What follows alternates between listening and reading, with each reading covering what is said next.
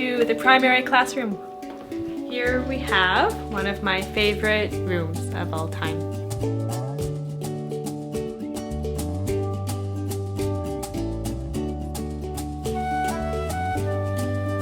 Here we have a play-based program.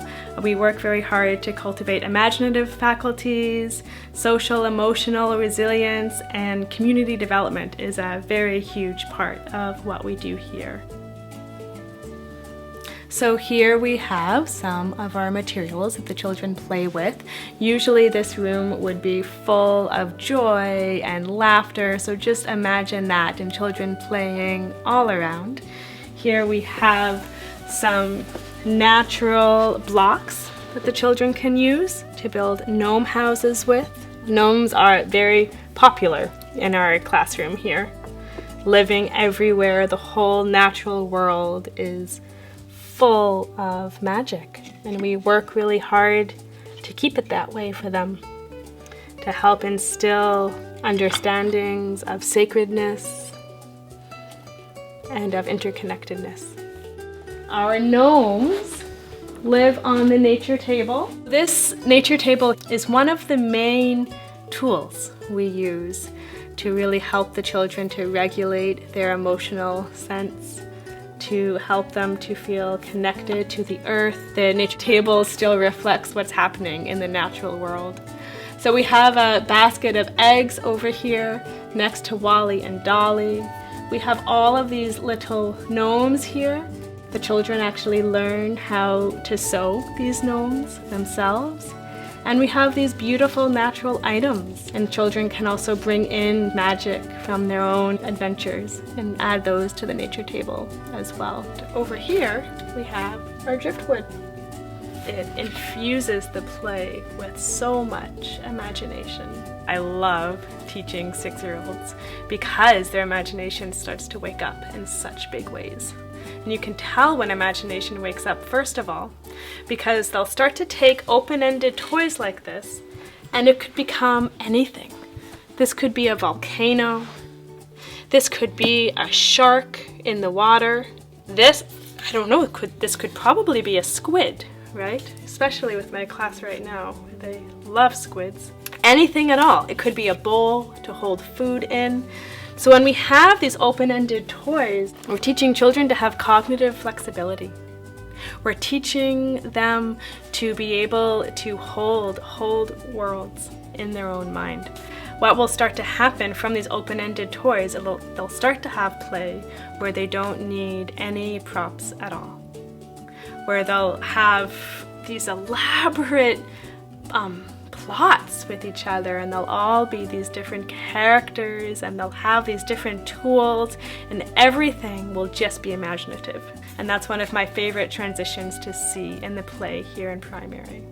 And once they start to go to not needing any props at all, I can see building the actual neural networks in their brain, and how when they're doing that, they're growing their capacities for critical thinking, for problem solving, for calculus, because all of the play is just actually happening in a cognitive realm, but it's also a very physical realm. It's very active as well.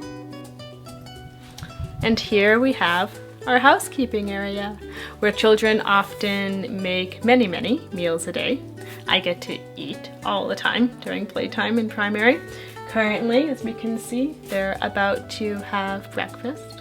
And this area is really made to be their size.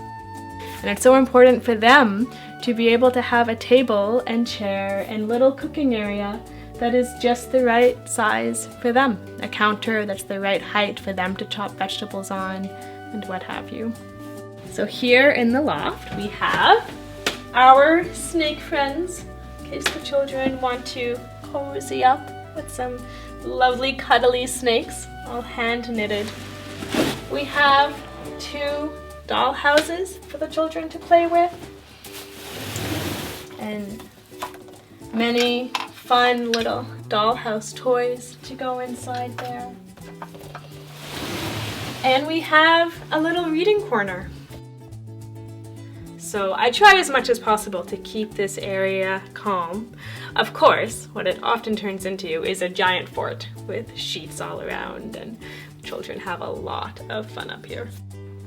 And here we have our table, which is one of the most important components of our primary classroom. It's a place where we cultivate community, where we eat all together, we paint all together, and we do handwork all together. Every meal we have these little placemats that come out. We light a candle, we sing a verse, and then I try as much as possible during the mealtime to really have us all speaking with one another and engaged while still eating, of course. There's that balance that we find. Handwork is one of my favorite parts of the primary curriculum. Let me see, I have some finger knitting in here. So this is what I start with when I teach handwork in the fall. It's very simple finger knitting.